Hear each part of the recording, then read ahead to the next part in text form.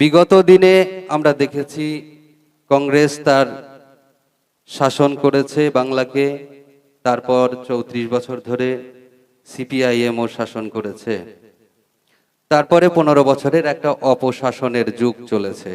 অন্ধকার যুগ বললে বাংলার ক্ষেত্রে ভুল হবে না, কারণ ভারতবর্ষের ইতিহাসে নয়, সারা বিশ্বের ইতিহাসে সবচেয়ে বেশি দুর্নীতি যদি হয়ে থাকে শিক্ষাক্ষেত্রে, তো এই মমতা ব্যানার্জির সরকারের সময় হয়েছে।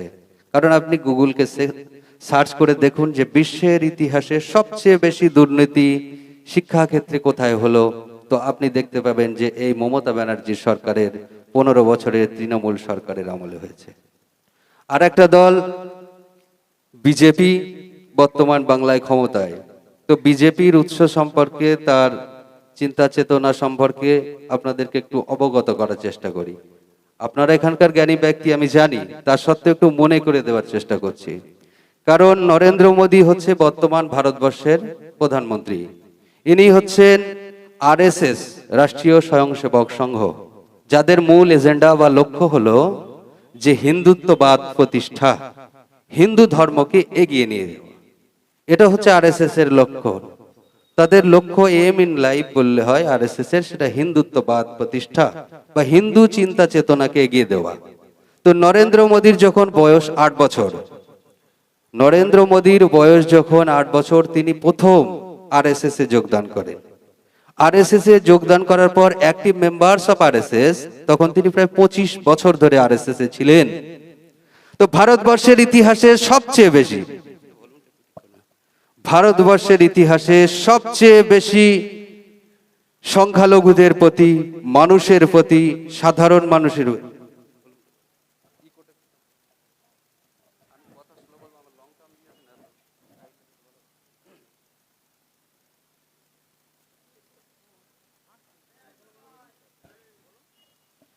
ভারতবর্ষের বুকে সবচেয়ে বেশি দলিত, আদিবাসী, মুসলিমদের প্রতি অত্যাচার হয়েছে, সেটা গুজরাটে ২০০২ গুজরাট দাঙ্গা।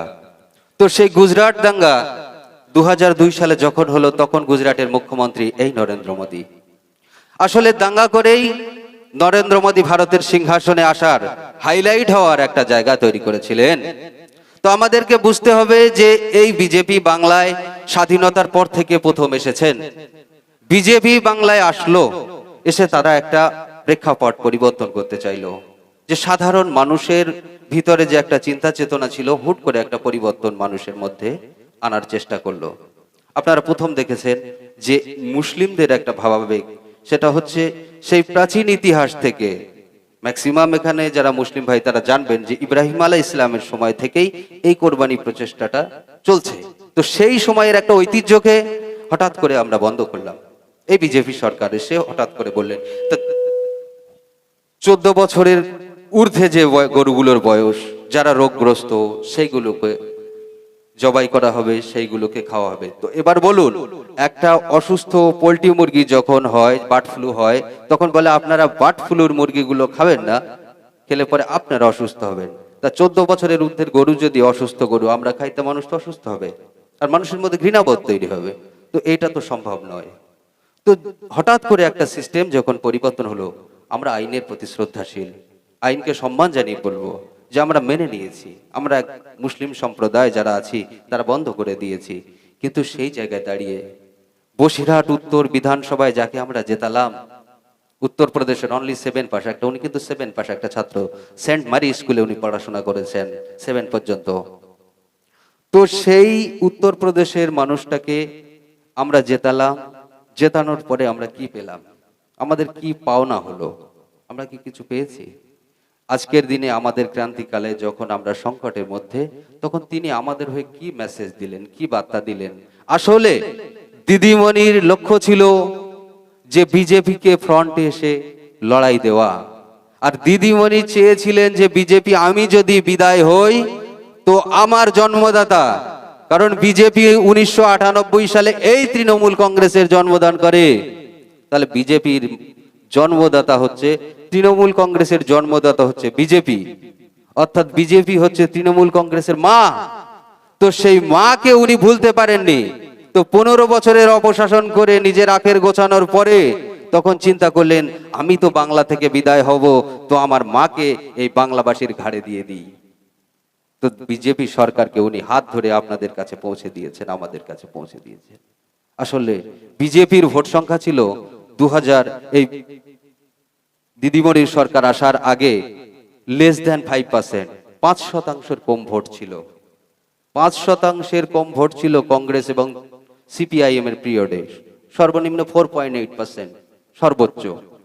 তারপরে বর্তমানে এখন 47% ভোট বিজেপির এবং বিজেপি বাংলার ক্ষমতায়। তো আমাদেরকে একটা ভয় দেখানো হয়েছিল বারবার করে, বিজেপি চলে আসবে, বিজেপি চলে আসবে, এই ভয় দেখিয়ে নিজে 15 বছর শাসন করে বিজেপিকেই নিজে পৌঁছে দিয়েছেন আমাদের কাছে।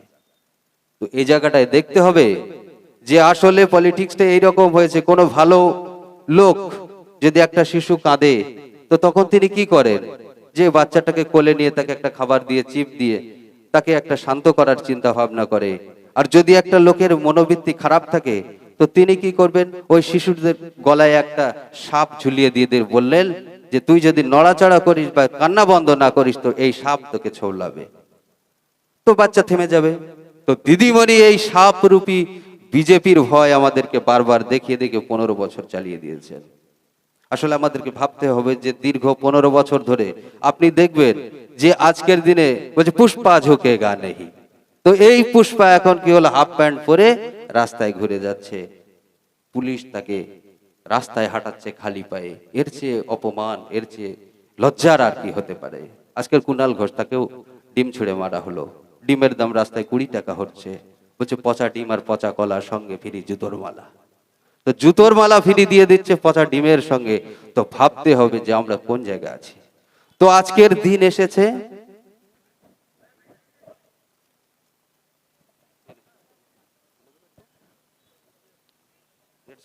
আইএসএফ আইএসএফ আইএসএফ জিন্দাবাদ, জিন্দাবাদ জিন্দাবাদ, মুসা ভাই মুসা ভাই মুসা ভাই জিন্দাবাদ, জিন্দাবাদ জিন্দাবাদ, মুসা ভাইয়ের আগমন। স্বাগত।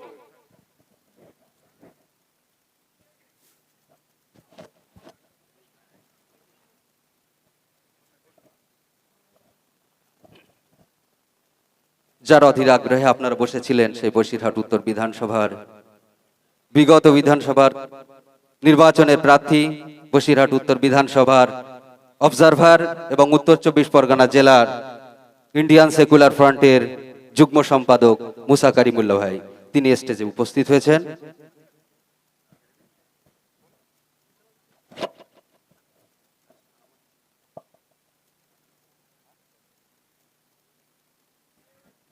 তো যাই হোক, মুসা ভাই এসে গিয়েছেন, তার প্রস্তুতি যে টাইম তিনি দিয়েছিলেন ঠিক উপযুক্ত সময় এসেছে।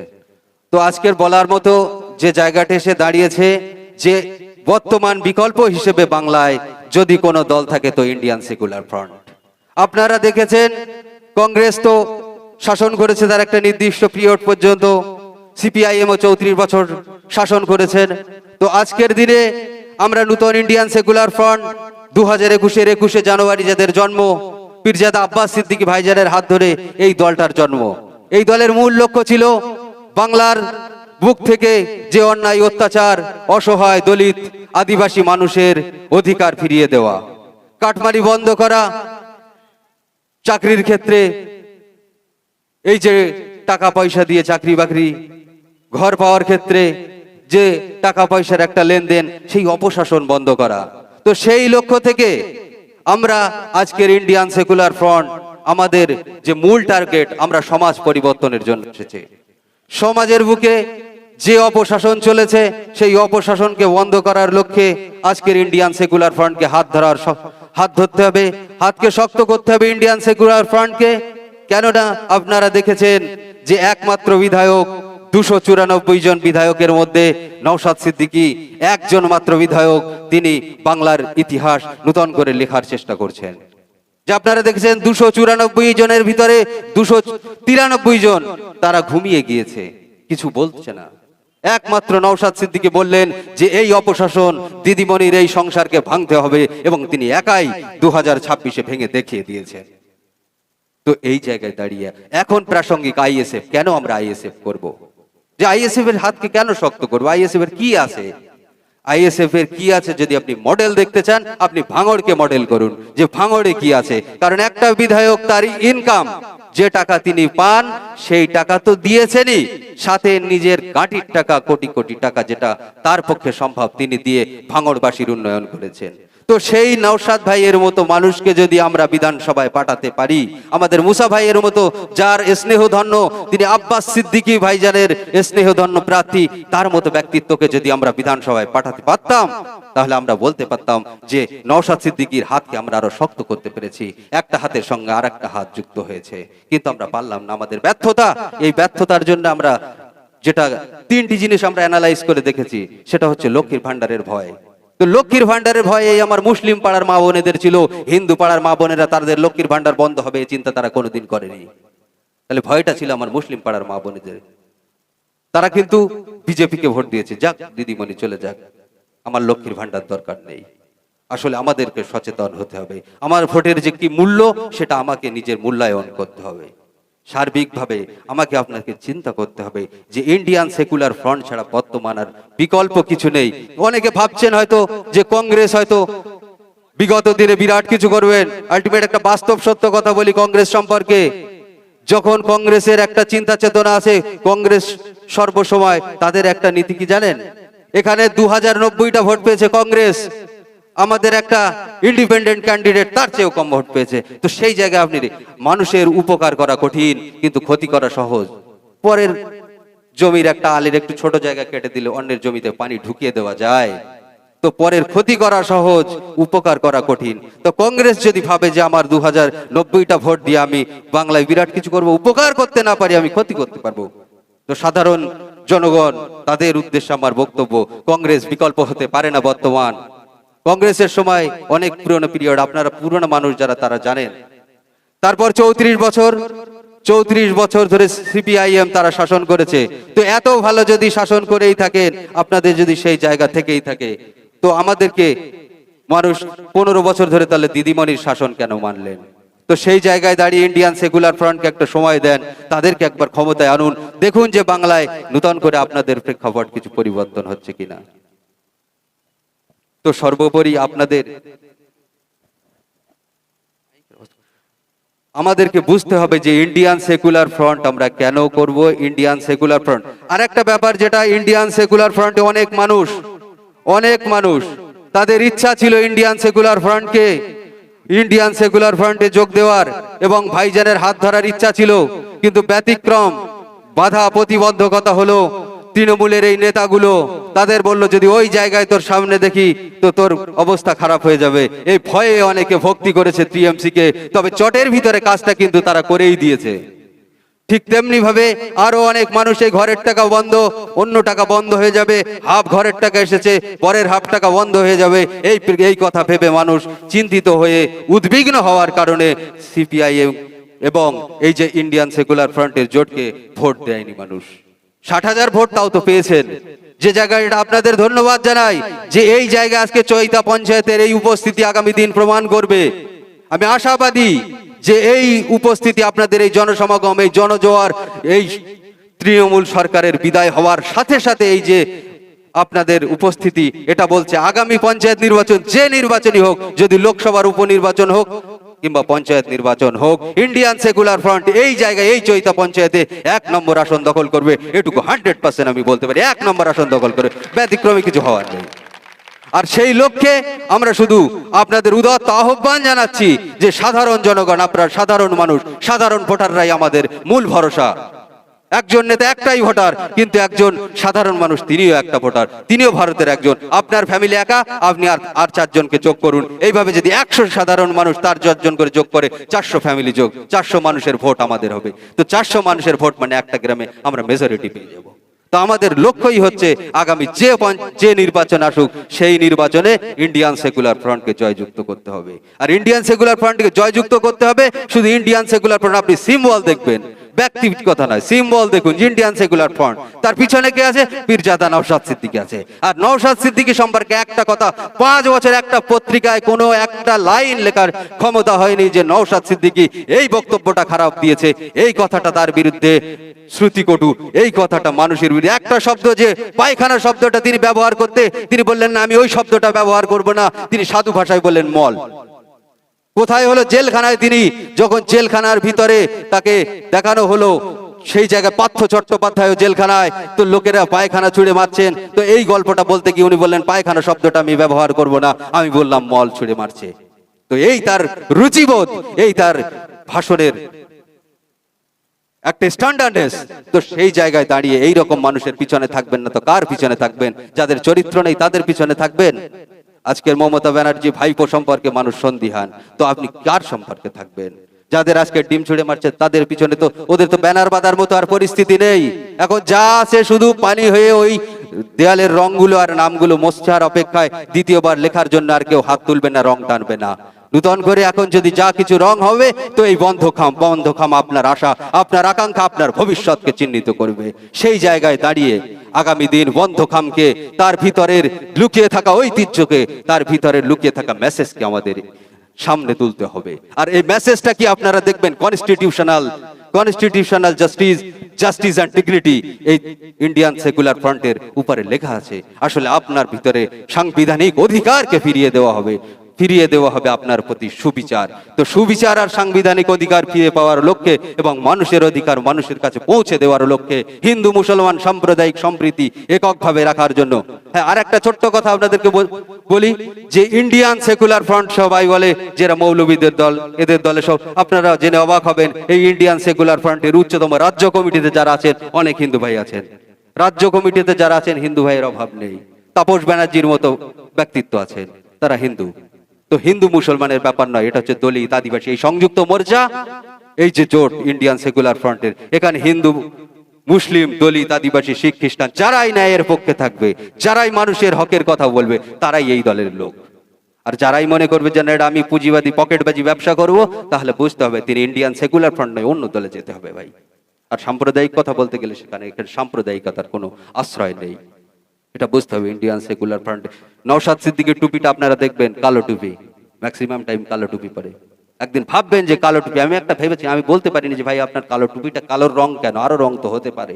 আমার একটা ভাবনা ছিল আপনারা ভাববেন যে কেন কালোর রং টুপি, আমি ওপেন স্টেজে বলছি না। তো সেই জায়গাটায় যে মানুষের চিন্তা চেতনা কত হাই লেভেলের না হলে তিনি এইরকম একটা চিন্তা করতে পারেন। তো সেই রকম মানুষের সাথে থাকবেন না তো কার সঙ্গে থাকবেন? আর মুসা ভাই শুধু বসিরহাট উত্তরের প্রার্থী হওয়ার পর থেকে যে শ্রম, যে তার প্রচেষ্টা, সকালবেলা ভোরের সূর্যোদয় থেকে মধ্যরাত পর্যন্ত তার পরিশ্রম কল্পনাতীত। এই বসিরহাট উত্তর বিধানসভার একমাত্র মুসা কারিমুল্লাহ, তার যে বিধানসভা নির্বাচনের ক্ষেত্রে শ্রম টোটাল বাংলায়, সারা বাংলায় 1 নম্বরে। এত বড় পরিশ্রম আর কেউ বাংলার কোনো প্রার্থী করতে পারেনি। যে এসি রুমে বসে থাকবে, এসি গাড়ি থেকে নামবার, শুধু একটু হাত নাড়াবে, এই না, মুসা ভাই শুধু হাত নাড়া না, স্টেজ প্রোগ্রাম, পথসভা, জনসংযোগ থেকে শুরু করে এমন কোনো দিন নেই, এমন কোনো সময় নেই, এমন কোনো ঘন্টা, মিনিট, সেকেন্ড, প্রত্যেকটা, এমনকি নিজের খাওয়া পর্যন্ত লিমিট করেছে যে পেচ্ছাপ পায়খানার দরকার হতে পারে বেশি বেশি। এর চেয়ে কি চান? এইরকম মানুষকে যদি আগামী দিন সামনে না নিয়ে আসতে পারেন, আগামী দিন বিধানসভায় এইরকম মানুষকে যদি আমরা সামনে, প্রশংসা করছি না, যেটা তার বাস্তবতা, যেটা তার সত্য, সেটা বলছি। এইরকম মানুষের পিছনে থাকবেন না তো কার পিছনে থাকবেন? যারা শুধু ভোটের সময় হাত নাড়িয়ে গেল, আর পরে আর 1 বছর 5 বছর কোনো দেখা নেই, আবার ভোটের সময় 500-2000 দিয়ে চলে গেল, তাদের পিছনে থাকবে? আসলে নয়। আসলে সেই মানুষের পাশে থাকুন যিনি প্রত্যেকটা ডাকে, প্রত্যেকটা সময়ে যাকে পাশে পাবেন, মানুষের হয়ে যিনি কথা বলবেন, সমাজ ও দেশের উন্নতির জন্য কথা বলবেন। তো একটা কথা, pen is mightier than sword, কলম তার তরবারির চেয়ে শক্ত, এটা যে বিশ্বস্ত আজকের দিনে প্রমাণ হয়েছে। যে এই তৃণমূল কংগ্রেস, আপনারা অবাক হয়ে যাবেন যে ব্ল্যাক বিয়ার্ড বলে একটা আফ্রিকান ক্যারিবিয়ান দ্বীপপুঞ্জের এক ধরনের তারা হারমাদ বাহিনী ছিল, হারমাদ করে। আসলে ব্ল্যাক বিয়ার্ড হচ্ছে ওয়ার্ল্ডের ভিতরে 1 নম্বরের দুর্ধর্ষ জাতি, দুর্ধর্ষ গুন্ডা, তারা হচ্ছে ব্ল্যাক বিয়ার্ড। দাড়িতে আগুন লাগিয়ে তারা সমুদ্রে যাত্রা করত। যে অন্য কোনো জাতি যদি, অন্য কোনো জাহাজ যদি ওই দাড়িতে আগুন দেখতো তো বলতো এরা দাড়িতে আগুন লাগিয়ে দেয়, মানে এদের মতো ক্ষমতাশালী আর কেউ নেই। তো ওই দস্যুদের সাথে অন্য দস্যুরা তারা ভয় পেত। সেই ব্ল্যাক বিয়ার্ডের যে হিংস্রতা, তার থেকে ওই মমতা ব্যানার্জি সরকারের হিংস্রতা আরো অনেক বেশি ছিল, আরো অনেক বেশি দিয়ে 15 বছর ধরে। তো সেই জায়গাটায় দাঁড়িয়ে এই মমতা ব্যানার্জি সরকারের বিদায় হয়েছে, এটা বড় নয়। শুধু সাথে সাথে যে আমাদের সামনে বিজেপি সরকার, তাদের আমরা যেহেতু বিরোধী ছিলাম, আগাগোড়াই অন্যায়ের বিরোধী, তো এই বিজেপি সরকারের ক্ষেত্রেও যদি আমরা দেখি কোনো অন্যায় কোনো, তাহলে আমরা সেই বিরোধী থাকবো, প্রতিবাদী হয়ে থাকবো, এটাই স্বাভাবিক। যতদিন না এই আমরা দ্বিতীয় নম্বর পজিশনে আসতে পারছি এবং দ্বিতীয় নম্বর পজিশন থেকে 1 নম্বরে যেতে পারছি, ততদিন পর্যন্ত আমাদের এই আন্দোলন, আমাদের এই প্রচেষ্টা চলবে।